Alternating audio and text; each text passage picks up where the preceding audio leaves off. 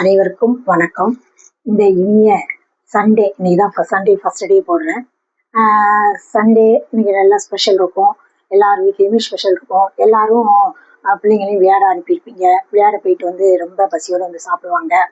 அதெல்லாம் ஒரு புறம் இருக்கட்டும். நீங்கள் விளையாட போகிற பிள்ளைங்களை கவனமாக பார்த்துக்கோங்க. ஆண் பிள்ளைகளாக இருந்தால் சொல்லி அனுப்புங்க. பெத்த தாயும் தங்கச்சியும் எல்லாரும் ஒன்னாதான் பார்க்கணும். வெளியில் உள்ள பெண்களை, அனைத்து பெண்களையும் தாயாகவும் தங்கை சகோதரியாகவும் பார்க்கணும் அப்படிங்கிறத ஆண் பிள்ளைங்களுக்கு தயவு செய்து சொல்லி கொடுத்து அனுப்புங்க. இப்போ மேக்சிமம் எல்லாரும் சொல்லி கொடுக்குறாங்க. நான் கேள்விப்பட்ட வரைக்கும், நான் பேசுற வரைக்குமே எல்லாருமே அப்படி சொல்லி கொடுக்குறாங்க. குறிப்பா என் ஃப்ரெண்டு ஒரு பொண்ணு இருக்கிறா. அவ கூட பையனுக்கு வயசு இப்போதான் 12 ஆகுது. அந்த 12 வயசு பையனுக்கு கூட எல்லாரும் உனக்கு அம்மா மாதிரி, எல்லாரும் உனக்கு அக்கா தங்கச்சி மாதிரி அப்படின்னு தான் சொல்லி வளர்க்குறான். ஸோ இதை மாதிரி வளர்க்குற பெண்களுக்கு ரொம்ப நான் நன்றி சொல்லிக்கிறேன். எல்லாரும் அப்படிதான் வளர்க்கணும். முடிஞ்ச வரைக்கும் இந்த வயதானவர்கள், அதாவது வயதானவர்கள் மீன்ஸ் மருமகள் வந்திருப்பாங்க இல்லையா, பையனுக்கு பொண்ணு வந்திருப்பாங்க, ஒய்ஃப் வந்திருப்பாங்க, அந்த மாமியார்மார்கள் அப்படி வச்சுக்கோங்களேன். மாமியார்மார்கள் வந்து மருமகளோட கொஞ்சம் அனுசரணையா இருங்க. மருமகள் என்பவள் வந்து உங்க பெத்த பொண்ணு மாதிரி பார்த்துக்கோங்க. ஒருவேளை அவங்க ஒரு பெத்த பொண்ணு மாதிரி அவங்க நடந்துக்கலன்னு சில பேர் சொல்லுவாங்க. அப்படி நடந்துக்காத பட்சத்துல நீங்க மீண்டும் மீண்டும் மகளாவே பாருங்க. பாக்குறப்ப அவங்க ஆட்டோமேட்டிக்கா மாறிடுவாங்கங்க. அதுதான் இயற்கை. அதே மாதிரி மருமகளுக்கும் சொல்லிக்கிறேன், மாமியாரை தயவு செய்து மாமியாரா பார்க்காதீங்க, அம்மாவா பாருங்க. ஆனா சில மாமியார் என்ன பண்றாங்கன்னா, நான் ஆம்பளை பிள்ளை பெத்தவா, நான் இப்படிதான் இருப்பேன், எனக்கு அடங்கிதான் இருக்கணும், தயவு செய்து அப்படின்னு நினைக்கிறாதீங்க. இப்படி நினைக்கிறதுனாலயே நாடு ரொம்ப சீர்கேடா போயிட்டு இருக்கு. அதே மாதிரி மருமகளும் எங்க அம்மா மாதிரின்னு நினைங்க. அம்மா, நம்ம அம்மாவை எப்படி கவனிச்சுக்குவோம் அதை மாதிரி கவனிச்சுக்கோங்க, முடிஞ்ச வரைக்கும் கவனிச்சுக்கோங்க. மாமியார் என்ன பண்ணுங்கன்னா, அந்த குழந்தைங்களுக்கு ஆதரவா இருக்க. அம்மா மாதிரிலாம் பிள்ளைங்களுக்கு ஆதரவா இருக்கணும். பெண்கள் வந்து வெளியே இப்போ விளையாட அனுப்பிட்டீங்கன்னா தயவு செய்து பெண் பிள்ளைங்களை விளையாட அனுப்பும் போது நீங்க கூடயே முடிஞ்ச வரைக்கும் போங்க. ஏன்னா என்னோட அம்மா எங்க வீட்டுக்காரர் வெளி இடத்துல ஒர்க் பண்ணிட்டு இருந்தாங்க. ஆக்சுவலா எங்க வீட்டுக்காரர் வந்து டிஃபென்ஸ்ல ஒர்க் பண்ணிட்டு இருந்தாங்க. நான் எங்க அம்மாவோட படிப்புக்காக இங்கேதான் கோவில்பட்டியிலே தான் இருந்தேன். அம்மா வீட்டோடய தான் இருந்தேன். எங்க அம்மா வெளியவே உட்காந்துருப்பாங்க. என் பொண்ணு பக்கத்துல சைக்கிள்ல போனான்னா, இந்த சைக்கிள் இந்த கண்ணு கட்ட தூரம் வரைக்கும் தான் போகணும், அந்த பக்கம் டேர்ன் பண்ணி போகக்கூடாதும்பாங்க.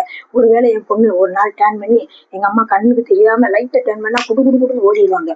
ஓடி போய் இது வரைக்கும் தான் போகணும், இது வரைக்கும் போகக்கூடாது, இதுக்கு மேல போகக்கூடாதுன்னு சொல்லி என் பொண்ணை எச்சரிப்பாங்க.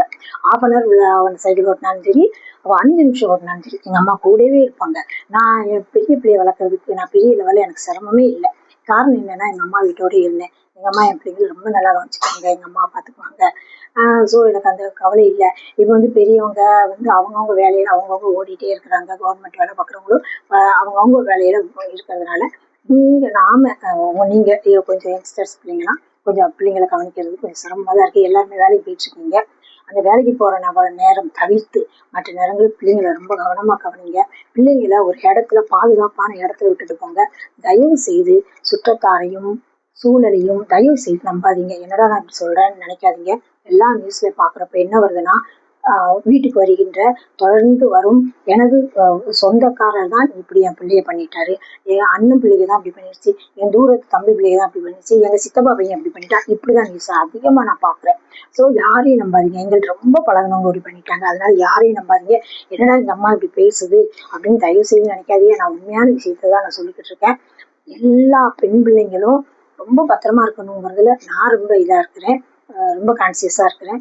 என் பிள்ளைங்கள ரொம்ப பக்குவமா தான் பத்திரமா வளர்த்தேன். என் பிள்ளைங்களா ஸ்கூலுக்கு போனா ஒரு நாள் என் பொண்ணு சத்தம் போட்டு அனுப்புனா, ஏதாவது திட்டி அனுப்புனா, கரெக்டா 4:10 ஸ்கூலுனா 3:45 நான் வாசல்ல போய் நிற்பேன். காரணம் நம்ம பிள்ளைய நம்ம சத்தம் போட்டுட்டோமே, இன்னைக்கு காலையில அடிச்சிட்டோமே, பிள்ளை ஒழுங்கா ஒப்பிக்கலைன்னு அடிச்சிட்டோமே, இந்த பிள்ளை எதுவும் மனசு வருத்தப்படுவாளோன்ட்டு டக்குன்னு போய் 3:45 வாசல் நிற்பேன். ஸ்கூல் அதுக்கப்புறம் 25 நிமிஷம் கழிச்சுதான் ஸ்கூல் விடுவாங்க. ஆனா நான் வாசல்ல நிற்பேன். ஃபர்ஸ்டா நம்ம பிள்ளை வந்தோடனே பிடிச்சிடணும்னு நினைப்பேன். அந்த அளவுக்கு நான் என்ன சொல்றது, எனக்கு வந்து பிள்ளைங்க அவங்கிற அக்கறையிலே நான் இருந்ததுனாலதான் நான் அந்த பிள்ளைங்களை பத்தி திரும்ப திரும்ப நான் பேசுறேன். அது இப்ப பெண் பிள்ளைங்களுக்கு ரொம்ப கொடுமைகள் நடக்குது.